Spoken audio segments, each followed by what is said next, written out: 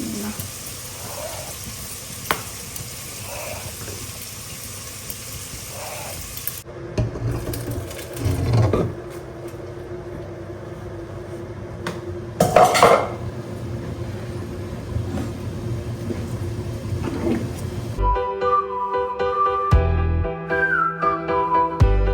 আসসালামু আলাইকুম। আজকে বেঁচে যাওয়া মুরগির মাংসটুকু যে ছিল সেটা দিয়ে আমি অনেক মজার একটা খিচুড়ি বানাইছি, যেটা খেয়ে একদম সেই ছোটোবেলার বিয়েবাড়ির স্বাদ বলেন, কাঙালি ভোজের স্বাদ বলেন, বা যে কোনো মিলাদ মাহফিলের স্বাদ বলেন, সেই স্বাদটা পেয়েছি। আর তাছাড়া আমার একটা সবজি খেতে ইচ্ছা করেছিল, আলহামদুলিল্লাহ নিয়ে এসে রান্নাবাড়া করে গোসল গা ধুয়ে এখন আমি রেডি হয়ে গেছি। নুপুর আপুকে একটু খিচুড়ি আর একটু সবজি দিয়ে আসি, ততক্ষণে আপনারা ভিডিও দেখতে থাকেন আর আমি সবজিটা দিয়ে বাসায় আসি। তাড়াহুড়া করে কাজ করতে গেলে যা হয়, হাতটা কেটে ফেললাম, ছুরি দিয়েই কাটছি। পেঁয়াজ কাটতে যে এখন একটু তো প্লাস্টার না লাগালে এই যে রক্ত চারিদিকে পড়ে ভরে যাবে। জীবন ফুরে বেশ খানিকটা কাটছে যে এখন প্লাস্টারটা দিয়ে রে কই গেল রে।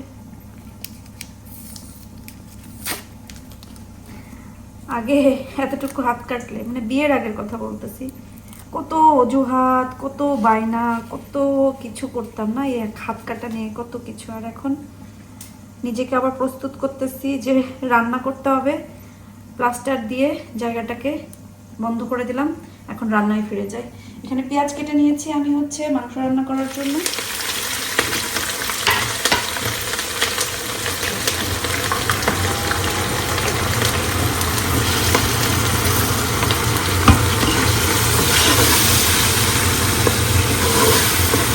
রান্না করতে আসলে ফ্যান না দিলে হয় না, আবার ফ্যান দিলে শব্দে বিরক্ত লাগে। এখানে আদা রসুন পেস্ট দিয়ে দিলাম। যেহেতু এখানে একটু মাংস আজকে বেশি রান্না করবো, কারণ প্রতিদিন মাংস রান্না করতে ইচ্ছা করে না, তো মাংসটা একটু বেশি করে রান্না করে আসলে তারপরে একটা সবজি করাই যায়। আর মাংস কিন্তু আমার কাছে মনে হয় যত বেশি কষানো হয়, জাল খায়, মাংসের টেস্টটা তত বেশি ভালো আসে। মিট রান্না করতে গেলে আমি এভাবেই রান্না করি, তাহলে আর কোনো গন্ধ থাকে না।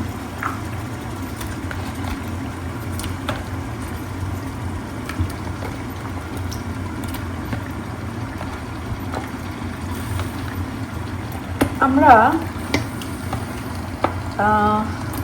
মাংস রান্না করতে গেলে, বিশেষ করে রেড মিট যেটা রান্না করতে গেলে দেখবেন যতই ধোন একটা লাল পানি বের হয়। আমরা সবাই মনে করি এটা হচ্ছে রক্ত, বাট আসলে এটা রক্ত না, এটা হচ্ছে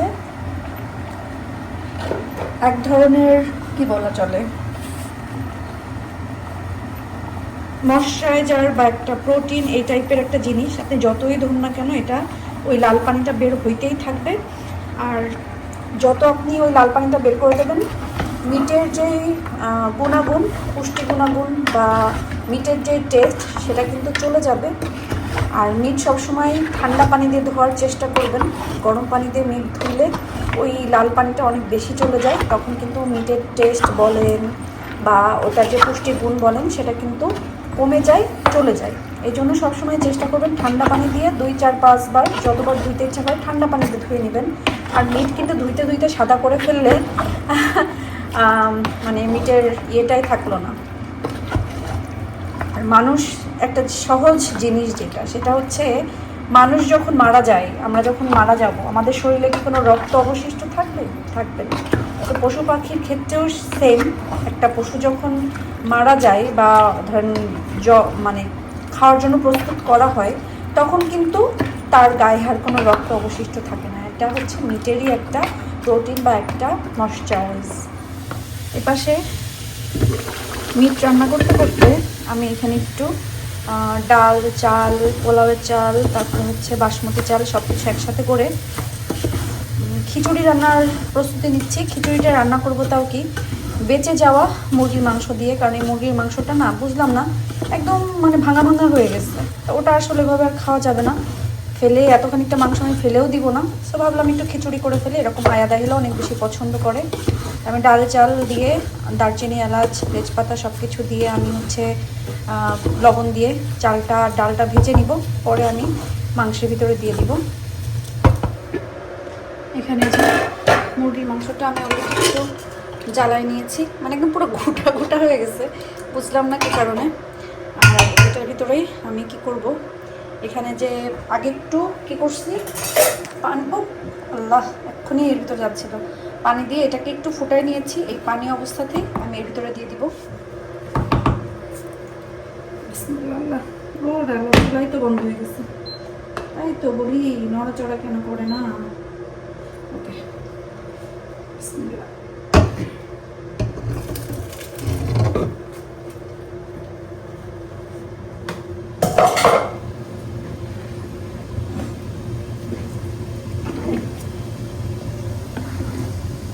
কারণ আমি হচ্ছে যেহেতু একটু মুরগির মাংস, আমি আর এক্সট্রা পানি দিতে চাচ্ছিলাম না, তাহলে আর টেস্টটা থাকবে না। এইভাবেই আমি হচ্ছে দেখেন যথেষ্ট পানি আছে, এটাতেই সুন্দর একটা খিচুড়ি তৈরি হয়ে যাবে। আমি শুধু জাস্ট কিছু কাঁচামরিচ দিব আর লবণটা একটু চেক করব। আপনাদের কাছে দেখে কি মনে হচ্ছে বলেন তো, বেঁচে যাওয়া মুরগির মাংস দিয়ে যে আমি মিক্স একটা খিচুড়ি বানাচ্ছি, এটা কেমন হবে খেতে? আমি একটু টেস্ট করছি, অনেক মজা হয়েছে, অনেক মজা। এটার সাথে একটু আচার আর নাহলে মরিচ ভর্তা আর না হলে ঘি নিয়ে বসতে হবে, সেই একটা টেস্ট হবে। সেই লাউ নিয়ে আসছে, তো ভাবলাম লাউ যেহেতু নিয়ে আসছে, ইলিশ মাছ দিয়ে রান্না করে ফেলি, ইলিশ মাছ দিয়ে রান্না করে ফেলি। সামনে তো আল্লাহ বাঁচাইলে লাউয়ের সিজন আসতেছে, সবাই দোয়া করে নেওয়ার জন্য। আমার কাছে অনেক সুন্দর সুন্দর এরকম লাউ ধরে, তাহলে লাউ ঘন্ট, লাউ ভাজি, লাউ রান্না, লাউ বিরিয়ানি, লাউ তেহারি, লাউ পায়েস, যা যেখানে আছে সব বানায় ফেলবো লাউ দিয়ে। আর এখানে কাপড়ও ধোয়ার জন্য সব বের করে রাখছি, ইলিশ মাছগুলা বের করে রাখলাম আর কি। আর খিচুড়িটাও হয়ে গেছে মাশাআল্লাহ, একটুখানি ইয়ে করে দেখাই। এখন ঢাকা থাক, আমি নামাই রাখবো। আর এখানে মিটটা হচ্ছে, আর আমি হচ্ছে লাউ ইলিশটা পুরাটাই হচ্ছে কাঁচামরিচ দিয়ে আজকে রান্না করব। এখানে মাছটা একটু জাল দিয়ে নিব। আমাদের বাসায় সবসময় দেখি তরকারিতে মাছ দেওয়ার আগে এরকম জাল দিয়ে তাই মাছটা দেয়, খেতে কিন্তু অনেক স্বাদ হয়। ঝোলের পানিটা আসছে, আমি এখন ইলিশ মাছগুলো দিই। এখানে এখন লাউটাকে কেটে নিই, হাত কেটে গেছে, বাট প্লাস্টার দিয়ে কোনো কাজ হয় না, প্লাস্টার শুধু খুলে খুলে পড়ে যাচ্ছে। মাশাআল্লাহ লাউটা কিন্তু অনেক সুন্দর। বিসমিল্লাহ।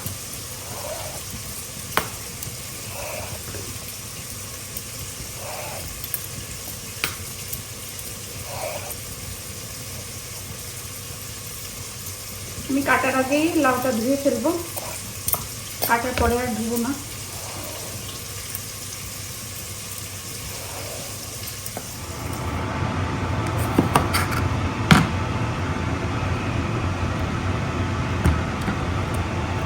লাউ রান্না খেতে ইচ্ছা করেছে, লাউ আনতে বলেছি, মাশাআল্লাহ লাউটাও অনেক বেশি ভালো।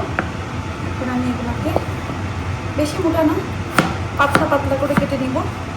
আর পাতলা করে লাউ রান্না করে খেলে সেটার মজাই আলাদা।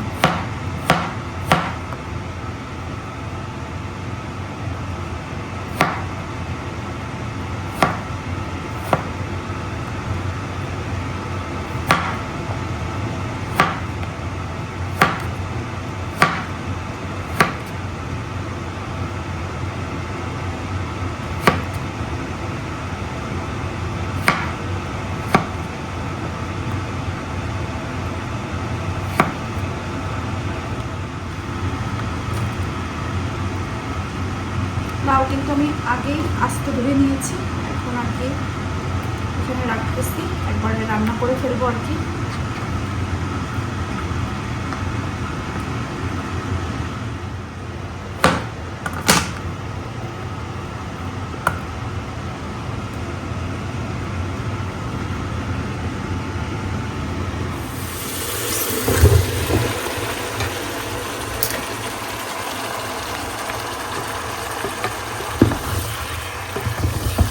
সম্পূর্ণ কাঁচামরিচ দিয়েই লাউ রান্না করব, আমাদের বাসার মতন বা আমাদের যশোরের মতন।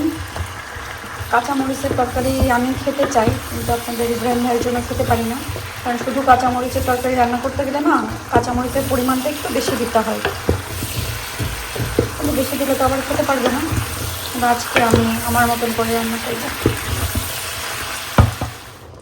লাউটা কষানোর পরে আমি হচ্ছে ইলিশ মাছ দিয়ে দিলাম।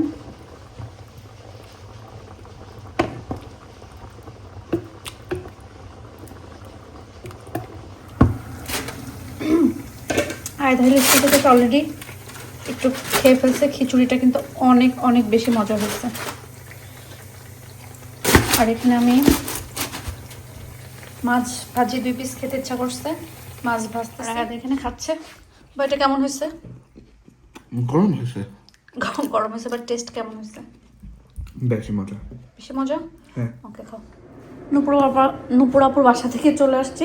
আসার সময় আদাহেলের জন্য এই ফিজি ড্রিঙ্কসটা দিল, সাথে হচ্ছে 1 প্যাকেট টোস্ট বিস্কিট দিয়েছে। আর আমি কি করব বুঝতেছি না, 1 কাপ তো গ্রিন টি খেয়ে গেছিলাম, এখন বসে থেকে আজাইরা কাজে কোনো কিছুই নাই, তো ভাবলাম যে একটা গ্রিন টি আর একটা খাই। নুপুরাপু অনেক বলছে, বাট তখন আসলে খেতে ইচ্ছা করছিল না। এসে বেশ সময় বসে টসে এখন মনে হচ্ছে যে না আর এক কাপ খাই।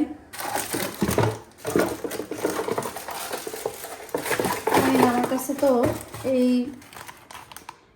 এই হচ্ছে চাটা অনেক বেশি ট্রপিক্যাল, এইটা খুব বেশি ভালো লাগে, একটা নাইস একটা ফ্লেভার দেয়, মানে রিফ্রেশিং, খুবই ভালো লাগে।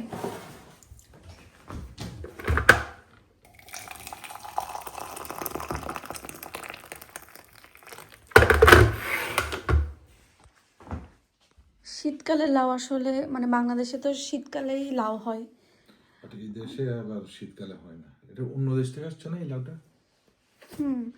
বাংলাদেশে তো হচ্ছে মানে এখন লাউয়ের সময় মনে হয়, শীতের লাউয়ের টেস্ট দেশে অন্যরকম থাকে। বাট আমার কাছে কিন্তু এটা টেস্ট খারাপ লাগেনি, লাউটার টেস্ট কোনো অংশে খারাপ লাগেনি।